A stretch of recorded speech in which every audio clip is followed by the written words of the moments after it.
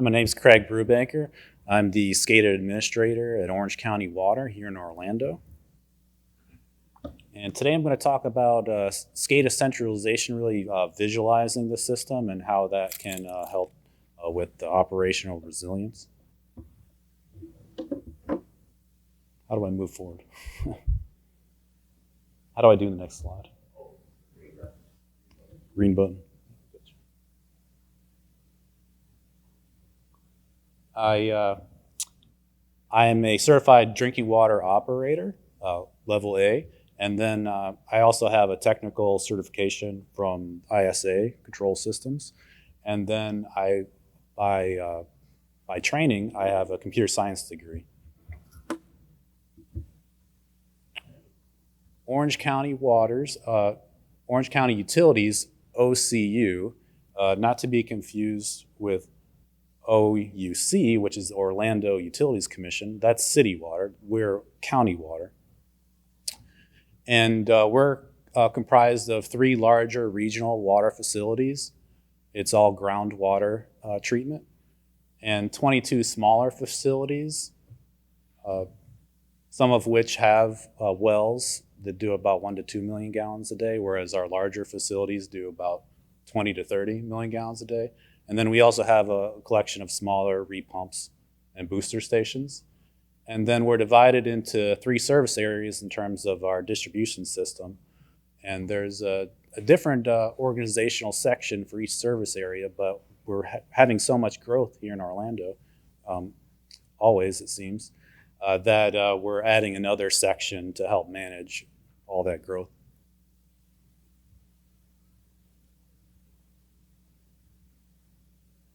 So I do want to talk about distributed systems and centralization, basically how to visualize all the data that you have into one concentrated place.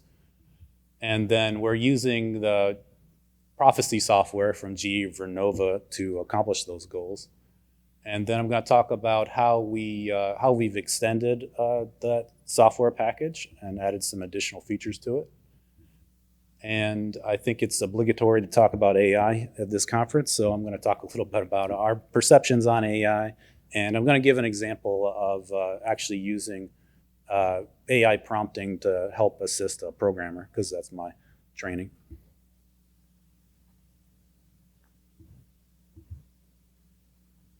So I assume we all know what a distributed communication system is. But why would you want to centralize? Why would you want to bring everything together? Believe it or not, there's quite a few utilities that don't centralize. You know, they have a separate SCADA system for each plant, and they have to drive from one facility to another to see that information. Well, there's a lot of benefits to bringing it all together into one place. And I've got that listed there on the left, you know. Standardized control and data monitoring. Standardization is key, and it's really important when you get to some of the challenges, which is maintaining a large system. The more you can standardize, the easier it is to maintain a control system. And then I have some other things listed. Improved decision making. You know, you can start to use AI now for some of that decision making. And then security, if you're consistent, it's easier to secure a consistent system. And scaling—scaling is not as big of an issue for utilities. I've heard some talks from the energy sector. You know, they're doing $100 billion a year in revenue. I have 3 large facilities and 20-some smaller facilities. They might have 500, so scaling is very important for those folks. I have some recommendations listed here on the board. You do want to keep the system connected and centralized. You don't want to create islands that I mentioned earlier. You want to consider for security both the physical and the network security. We're distributed in such a way that all of our PLCs are behind fencing and physical security. I mentioned the standardization. You do want to try to continually improve the system. You don't want to get complacent. You want to take pride in the system. In terms of the standardization back one, there's some tag naming conventions you might want to consider from the ISA 95. And then for the continuous improvement, there's things you can do that are self-guided. You could use the AWWA Cybersecurity tool, basically asking yourself a series of questions and trying to see if you're meeting industry recommendations. Or you could consult with outside vendors. You want to know your users. You have to be in touch with your users and continue to, for us, the users are operators, and we're continuously in contact with them so that we can make a system that helps meet their needs. And then in a SCADA system, you really need to avoid information overload. You don't want to put too much data on the screen all at once. So you might want to consider high efficiency HMI standards, looking at the system from a lens of how can I best aid the operator without bogging them down with information. For instance, one of the things that we do with our continuous monitoring is it allows us to meet the groundwater rule in such a way that we can reduce the required number of back-T samples. Each of our well sites, we have to do lab tests to make sure that the water is safe for consumers. Well, with the continuous monitoring, we ensure a 4-log disinfection with our typically chlorine as a residual, and that's a 99.99% deactivation of viruses and bacteria.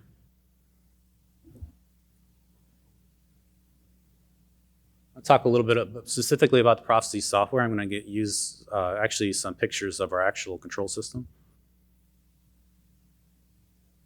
So the challenge is how do you display a large connected system, and how are we using those high efficient HMI standards I was talking about? That's for the real-time data iFix piece, and then also we store it in Prophecy Historian, and that historical data is very useful for troubleshooting. So here's a map. This is in our SCADA system that is of Orange County. We're somewhere right now down around the bottom left, the lakes. We're actually very close to Aquatic right now, and we have a water plant right over there. So when you go back to your hotel, if it's not this one, actually it might be this one as well, you turn the faucet, there's a good chance you're getting Orange County water. But I have censored this screen a little bit, but here's a display of the county, and then some facilities. Each white bar there is a different facility, and then the pressures that are currently at the effluent of those facilities. So this is our iFix SCADA system. This is what I'm showing right now is a floating header menu where they would click on plants and they would get to the various 4 different sections, western, southern, eastern, and southwest. And on this display, as a part of operational resilience, they get a live readout of communication, because each one of those selection buttons, they animate red if any of those facilities are out of communication. And that's a highly trafficked area of the screen, because that's how they get from one facility to another. Okay, so here's one of the typical smaller facilities, an overview screen. And the flow through the plant here goes from left to right. On the left, we have just 2 wells. And then in the middle are ground storage tanks. And on the right are high service pumps. And it's a logical diagram of the facility. It's not all, we do show pipe work, but it's not the actual pipe work. If they want to see those details, they have to pull up a yard valve diagram, which we've also implemented into our system with a document viewer. But this is conceptual in the spirit of high performance HMI. You don't want to put geographical information in your displays. It has to stay more conceptual. And we use a lot of gray coloring, muted colors, and only really use the reds and the blues where we're trying to impart tension onto the operator. But in this case, red is run, like it's a hot piece of equipment, and green is ready. I don't have it, but if any of those pumps were yellow, it would show that it's faulted.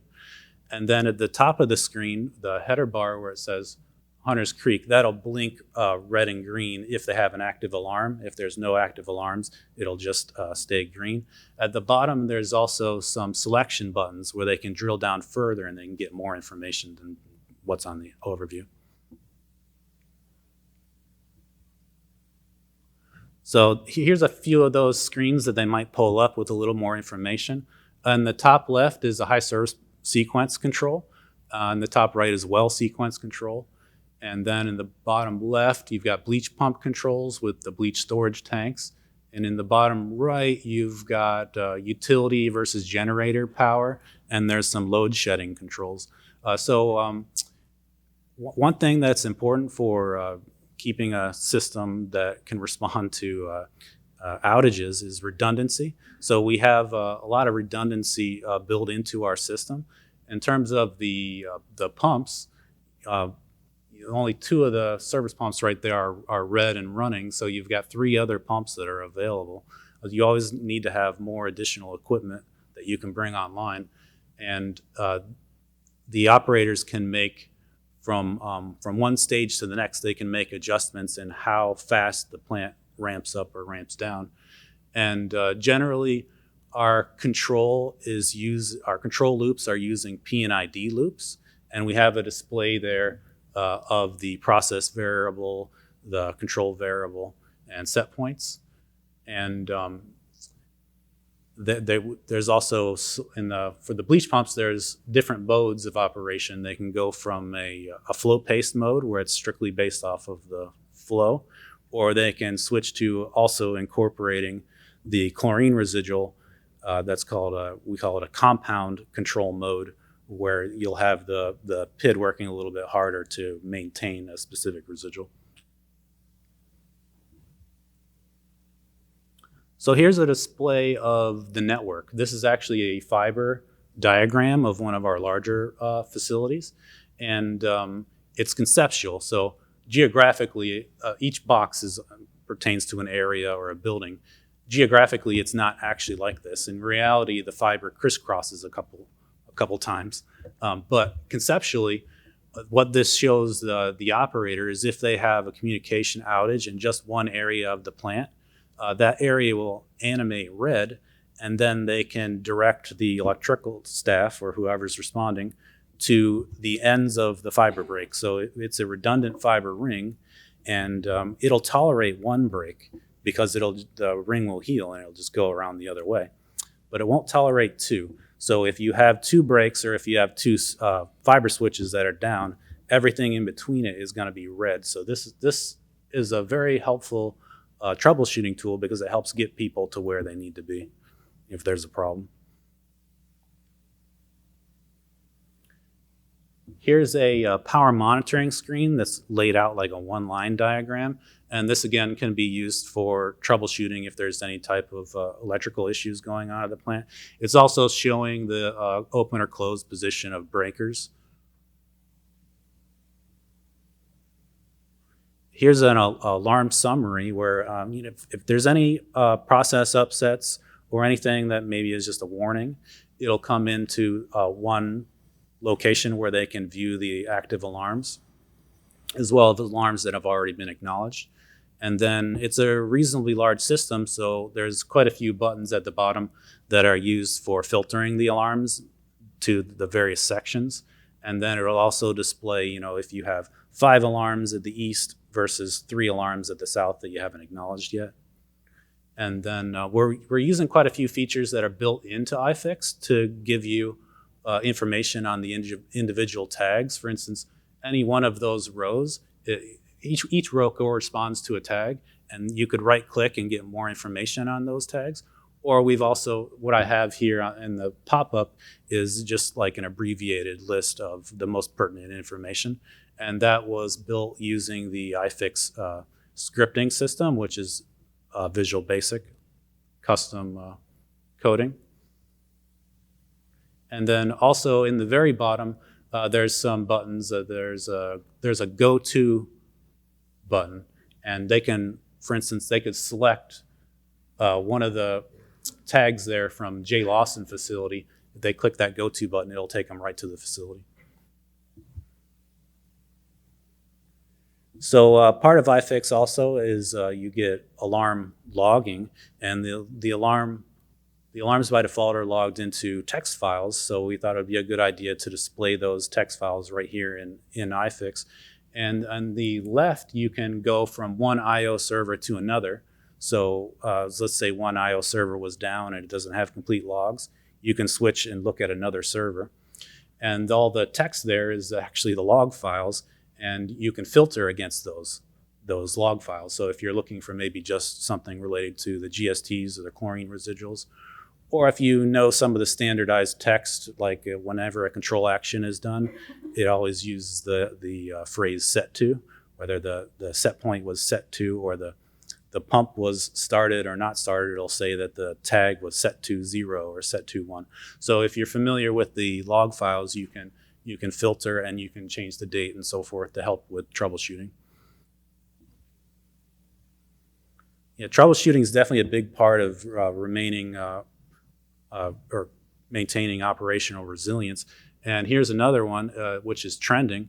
You want to have good trends that you can use to troubleshoot problems. And we've built a number of trends. The operators have the ability to edit these trends as well. But because of the number of trends that we've built, what we did to organize it is at the very top, there's a number of filter buttons where they can go to the various areas or topics. And then in the bottom, there's another button. This is done with custom scripting, where you can filter against specific text. So what I did here was I filtered against 4log.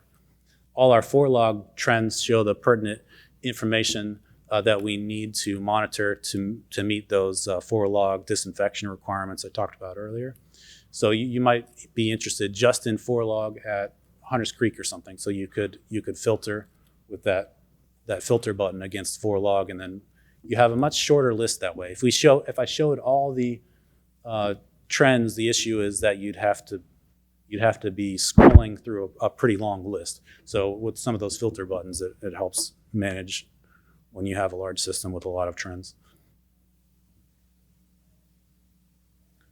So I'm going to talk a little bit more about extending. I already have, but I'm going to talk a little bit more about extending the iFix HMI. And then I'm also going to talk about security concerns. So here, what we have is an embedded browser. It's the web browser control that's part of iFix. And what we're looking at is a smart device. So, as you're getting more capable devices, a lot of those devices, they have their own web pages. So what we've done is we've made one of those web pages accessible and embedded it right into iFix. So the capabilities there, it's as much capabilities that are built into the smart devices. You can start to utilize that. Here I'm also using the web browser control, but in this case I'm using it to display reports. We have a reporting solution. Same data that's in the trends, but it's a more formalized format, and that's also built into our iFix system. Here's a communications troubleshooting screen. While you can see the main communication up or down link on the navigation, here what you're able to do is you're actually able to ping individually the main plant router versus the PLC, and that can give you some information as to what equipment is actually down before you send someone out there. Here is a control screen, again concerned with communication, but this time it's the server statuses. In the very top right, we have 4 rows there. Each row corresponds to a I/O SCADA pair, and the operators in the HMI, they're able to flip from one active server to the other. So that's all part of the redundancy piece, where if one of the I/O servers were down, they can switch to the other one as the primary data source, and then they can get things running smoothly again. And then in the bottom, we're also doing some monitoring. This time it's monitoring of the historian. We're using a package that comes with historian. It's the historian SDK in the Visual Basic scripting again. And in the left, there's quite a few rows there, and that's just monitoring each view node individually. Which data source are they currently looking at? Because you could, while one IO server is the primary, you could take one view node and have it just quickly look at the other one to see if the data is valid on that other server.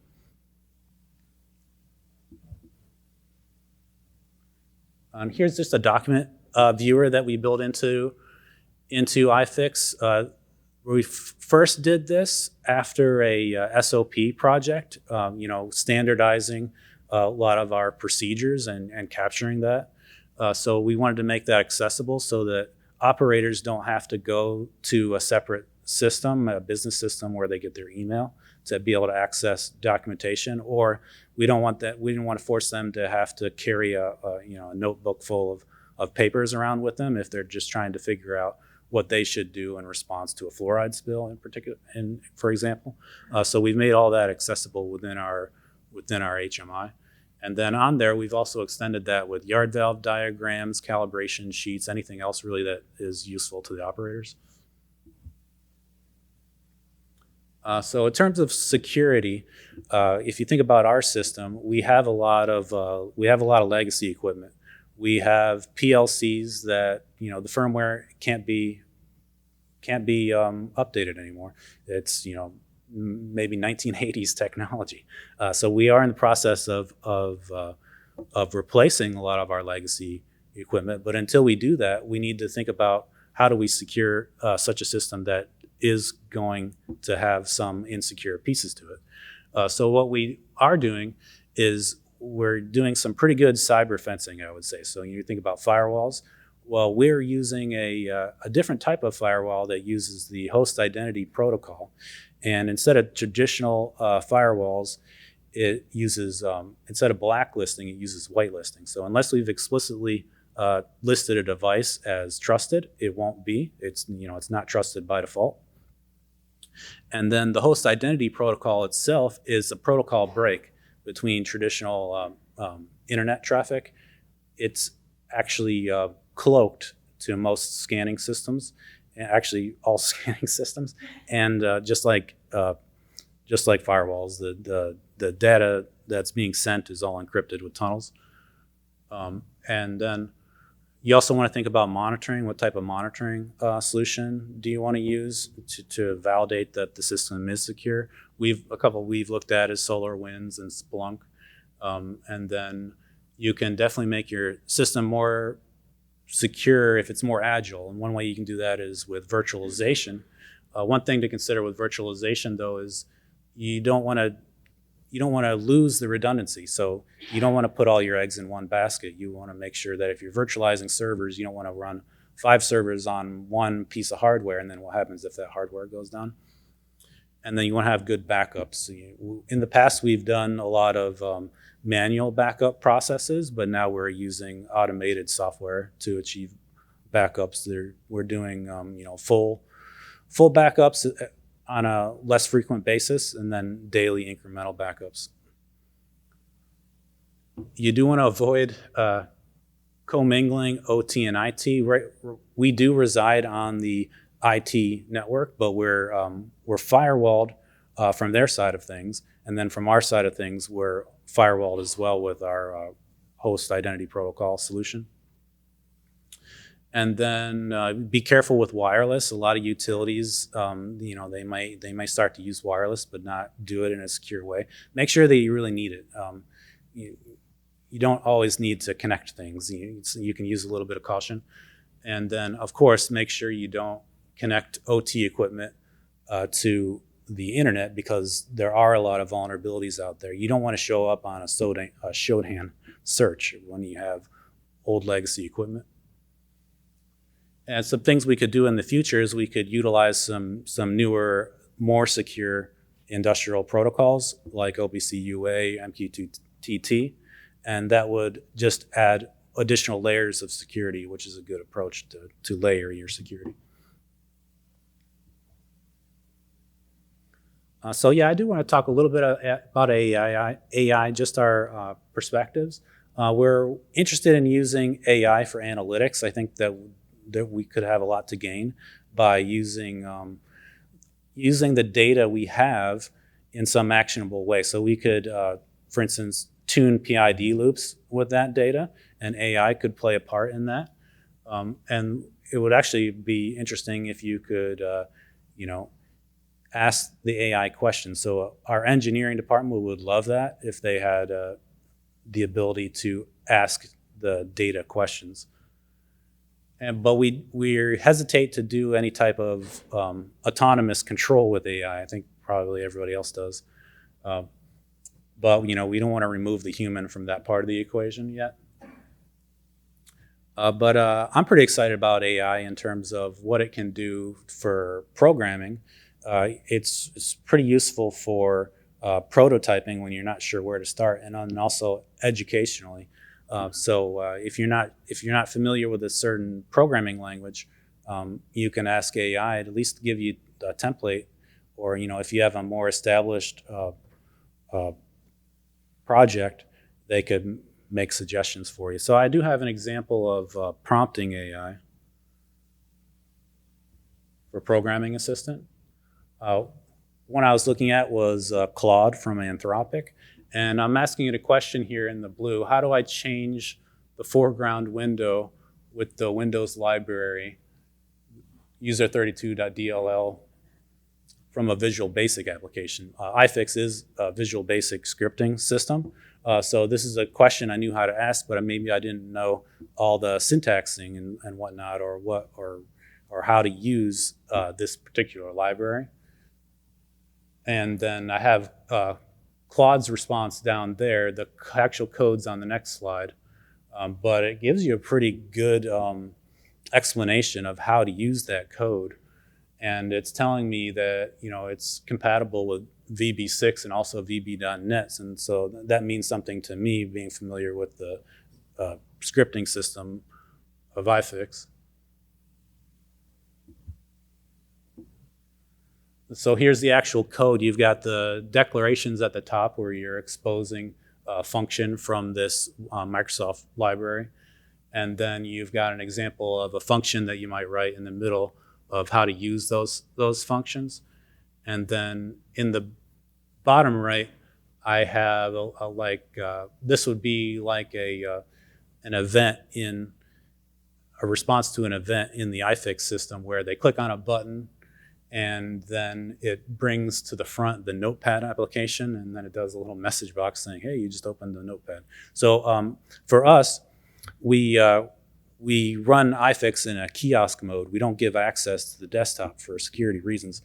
So I might want to do something like this if I want to use another application because I don't give the users direct access to the graphical windowing system. So I can manage the windowing system myself by linking to a Microsoft library.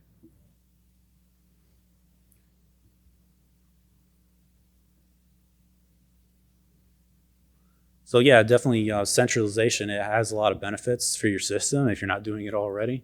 GE Vernova is just one of the platforms you could be using to help accomplishing those goals. And then no matter what you're using, there's a good chance that you'll be able to extend that if you have the programming know-how and there's some sort of scripting system, which not all HMIs do have. The one reason we do like Prophecy is that they do have that capability of scripting.